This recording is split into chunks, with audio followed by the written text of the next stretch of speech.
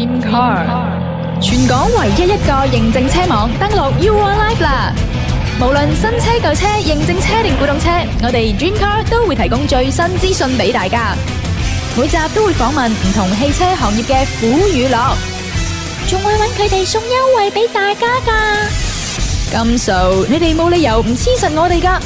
逢星期三、星期五晚上9點到10點，一齊飛行夢想，發掘你哋嘅 Dream Car。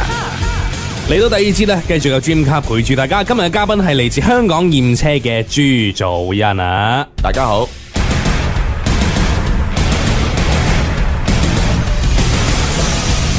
朱祖恩，係，其實你喺呢個驗車界咧碌咗咁多年啦，咁你之前其實你做啲咩嘅咧？係咪都係關於汽車行業嘅咧？唔係，完全唔係。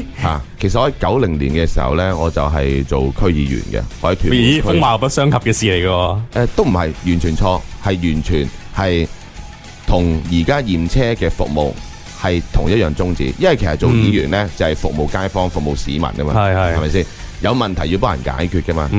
咁好啦，咁我做咗10年議員，咁之後我就冇做啦，做到即係99年嘅時候。咁其實一路都做完議員之後，一路都有繼續服務翻社會。嗱，但係我有個問題了解下先，你而家咧其實個樣都好後生啊！我42歲啦，係啦，42歲。但係你話你90年，即係我哋回翻係20年前嘅事喎，係21年前嘅事。21年前嘅事，係即係你當年係21歲，係啊。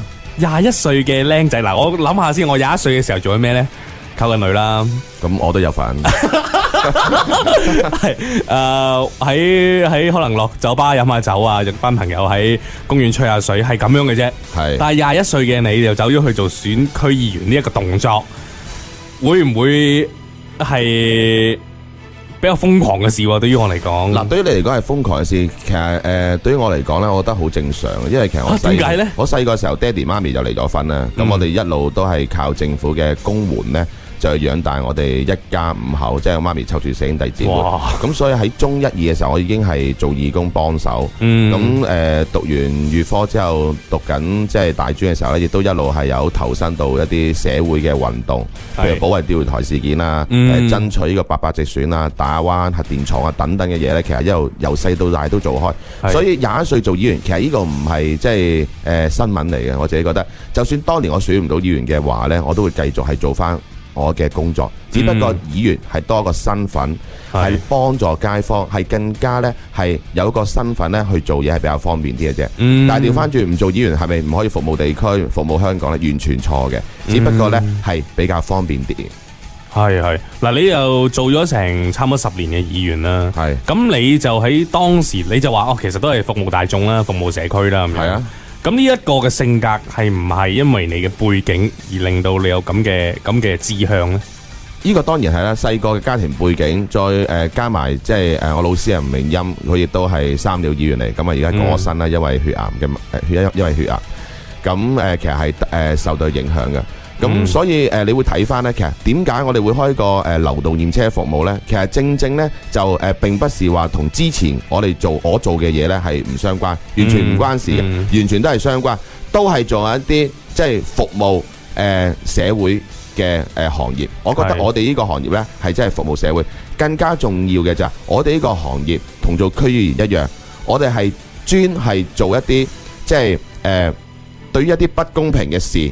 我哋要發聲嗱，好簡單，由細到大，大家都聽過啦，買車好多蠱惑嘢。係啊，我哋做呢間香港驗車公司咧，就係希望將呢啲咧，即係蠱惑嘢咧，係去踢爆。大家都講最近有啲咩地產霸權啊、官商勾結啊等等嘢，其實套翻去驗車嗰度，其實都係勾結㗎。可能車行同一啲即係車房去勾結，呃啲車主或者呃啲準買家，話部車冇事，到最後受害邊個咧？受害咪就係即係準買家咯。甚至乎係影響到一啲道路使用者添。係啊，因為你買部車好簡單，部車有事，唔好以為就係嗰個人有事揸出嚟。佢揸住部車喺公路上面飛馳嘅時候，一個唔覺意俾架車撞咗，跟住飛去兩邊，架車可能撞到其他嘢，同埋架車入邊唔係就係坐一個司機噶嘛，就有其他乘客噶嘛，一家大細。咁到時有咩事嘅時候，咁點啊？咁所以我哋覺得即係我哋依間流動驗車公司好簡單，我哋個目的就係希望能夠減低即係道路使用者嗰個危險，更言之嘅重要嘅就係話，我哋希望能夠我哋驗得一架就得一架。即係等於以前細個成日都講噶啦。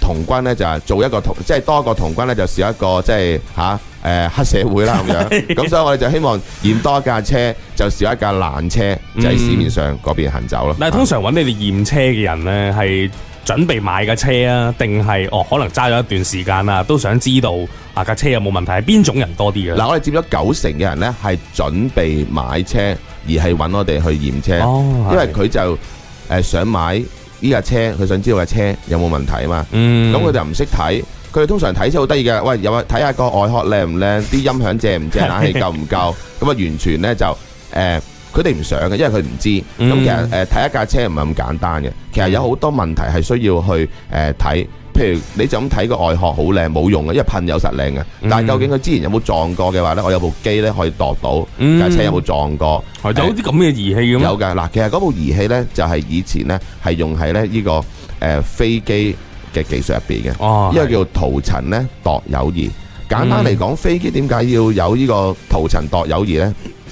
最主要咧就係要佢度翻架飛機嘅個油嘅厚度，因為你知多一浸油咧，其實咧就會增加咗個重量。係，同埋咁大架飛機咧，總會係即係如果你譬如個機頭多層油，就個機頭重咗啦嘛。重咗咁令到佢個耗油量多咗，咁我哋利用呢個技術咧就度翻架車。其實車都要噴油啊嘛，我哋亦都有原廠嘅數據，知道呢架車個油嘅讀數係幾多。即係你哋已經係有個有晒 database 嘅，因為我哋而家由06年到而家，我諗驗超過咧差唔多有15000部車噶。所有嘅車嘅油嘅讀數，我哋全部咧都喺個 database 嗰度咧係有資料喺度。咁當然咧因為有唔同嘅新款嘅車出咗，咁可能個油嘅讀數可能唔同，但係其實都唔會爭太遠。咁所以其實講翻轉頭就係我哋有90%嘅人係準買家要買車嘅人，亦都有10% 嘅人就話，以前揾我哋驗咗車，覺得我哋驗得即係好仔細。佢揸咗譬如1年之後，佢知部車會老化，人都會老啦。咁就揾我哋呢，就去睇翻部車有啲咩損耗品係需要跟喎。嗱，呢個服務個好處係咩呢？我哋就好似中醫咁樣，我哋呢就係純粹呢係睇下你有咩病徵，然後寫好張藥單之後，跟住佢就去呢個即係藥店去執藥啦。咁如果我哋驗完部車之後有啲咩問題嘅時候，寫低晒，佢揸住我哋張清單呢，其實就可以去到即係車房跟住嚟整啦，就唔使驚車房話揸部車入去，明明可能係少少事，1-2千蚊出嚟嘅啫。咁咧就係講話呢度有問題，呢度有問題，可能整咗差唔多7-8千蚊。嗱，其實佢未必呃你嘅，嗱，即係將心比己做生意，佢梗係想你入嚟嘅時候張單頭大啲咧，可能有啲嘢未到期嘅，佢都話幫你換咗去。咁就可能你嘅錢使多咗，但係如果揾我哋係做呢個即係你諗住去維修車之前做一個檢查，一個預檢嘅呢，我哋話到啲咩問題寫低晒，咁跟住揸住張清單，車房見到香港驗車呢張清單都唔敢亂嚟啦，係咪？咁啊無形中就令到我哋消費者慳咗好多錢咯。即係簡單啲嚟講，其實你哋齋驗車就唔包去維修啊咁樣，但係只不過你即係好似頭先所講，開張藥單。叫個車主就去呢個嘅車房去執藥咁樣嘅意思啦，係啦，即係佢去自己嘅車房，我哋冇車房，我哋係純粹係驗車，我哋唔會涉及買賣啦，亦都唔會涉及咧呢個即係維修嘅。咁唔怪得嗰個誠信度咁高，因為你唔會去有一個叫做維修嘅服務，令到個感覺好似俾個車主係，喂，你都係想賺我錢嘅啫，賺多我幾千蚊咁樣嘅啫。啱啊，呢個係最重要嘅。OK，但係有樣嘢咧要提翻，其實有啲公司好似我哋模擬我哋即係嘅流動驗車公司咧，佢哋都講，周圍都係咁講噶。我哋佢哋唔賣車，亦都唔會整車噶。但係頭先開頭已經講咗啦，究竟呢啲驗車公司究竟個背景係咩人開，其實已經係關鍵嘅啦。你第一次唔知噶，實俾佢呃到噶。但係原來驗咗一次之後，發覺原來咁多問題，佢又介紹你買車，介紹你整車嘅。咁你到時都恨錯難返。係啊係，即係我覺得咁咯，即係。成日都話啊，取得次唔緊要啊，但係取得次可能已經真係頭先所講啊，恨錯難返啊。OK，咁啊，我哋咧又休息一陣先啦，時間夠啦，咁啊唞一唞，轉頭翻嚟繼續咧揾翻我哋今日嘅嘉賓，香港驗車嘅朱祖恩，繼續講下啲驗車嘢啊。